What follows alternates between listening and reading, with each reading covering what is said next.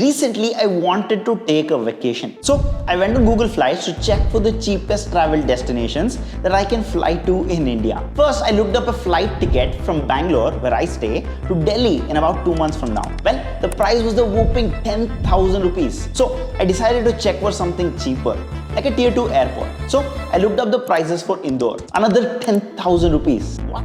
Frustrated with the expensive prices, I just went on Google Flights, clicked on Explore to just find the cheapest flights that I can afford. And surprisingly, I spotted something strange. I saw this, and then this, and finally this. I couldn't believe it. Flights to Singapore, Thailand, and Dubai were cheaper than flying to Delhi or Indore. But how? The travel distance is so much longer, the fees for international carriers in international airports are much more expensive than for domestic flights. What am I missing here? To find out why, like always, I started digging. And it's not just me who found this strange. Even the MP, Mr. Raghav Chadha, raised the issue in the parliament just a few weeks back. अगर कल मुझे दिल्ली से बंबई जाना हो तो ticket 14,000 रुपए की है, वन वे की सबसे सस्ती टिकट। दिल्ली से पटना जाना हो तो 12,000 रुपए की टिकट, दिल्ली से बैंगलोर जाना हो तो 16,000 रुपए की टिकट। और सर वो छोड़िए, संडे के दिन यानी कि परसों मैं अपने क्षेत्र पंजाब से दिल्ली आया, मोहाली एयरपोर्ट से चंडीगढ़ एयरपोर्ट से मैंने फ्लाइट ली और दिल्ली पहुंचा। उस फ्लाइट की टिकट 14,500 रुपए की थी।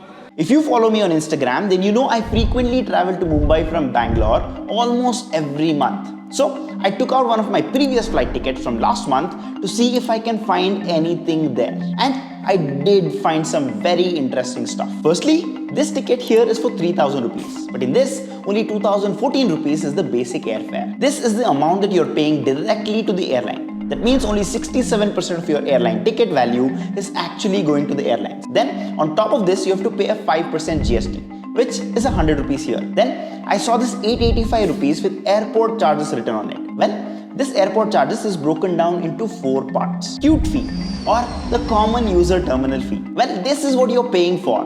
The metal detectors, the escalators, and other such facilities that you see at the airport. Yes, those things aren't free.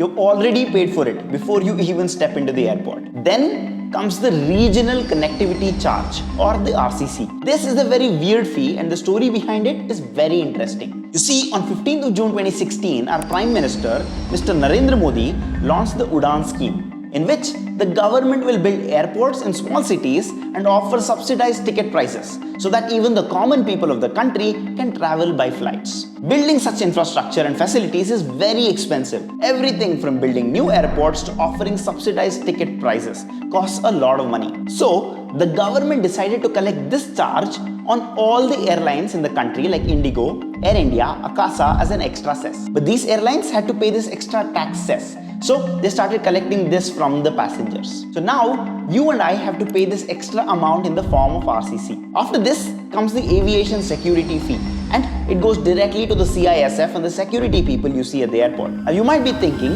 why are they charging extra for security, extra for the metal detectors used by this security, and extra for the government's Udan scheme as well?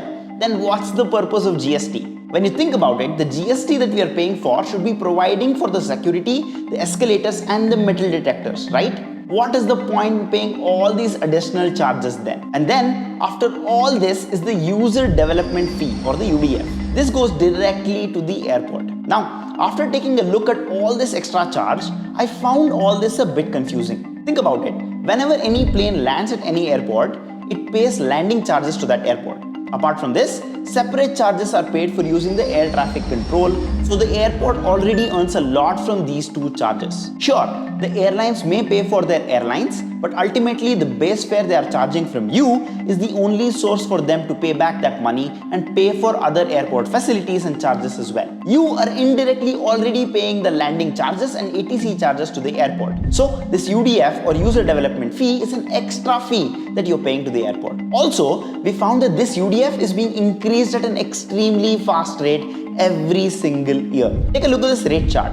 In October to March of 2022, the UDF at the Bangalore airport was 184, and today it has become 550. That's almost a 300% increase in just 3 years. On top of this, most of the airports in India are being privatized. And the way this works is, the Airport Authority of India releases a tender for the airports for private companies to bid for. And the private company that wins the bid needs to pay a certain amount per passenger to the Airport Authority of India. And this is collected by these private companies from the passengers in the name of UDF. Which is why you see that UDF is increasing very fast. But here's the thing. All the additional charges that we discussed till now will be the same for international flights too, just like the domestic flights. Even an international flight has to collect all the airport miscellaneous fees. Then how are these international flights cheaper than our domestic flights? Well, the real difference is in the base fare. See, we saw from my ticket earlier that the plane ticket price is about 67% of the base airfare, and the remaining 33% is additional charges and taxes. Now, of the 67%, the biggest expense for a flight is jet fuel. From my base fare of 2014, about 800 or 40% of the base fare is charged for just fuel.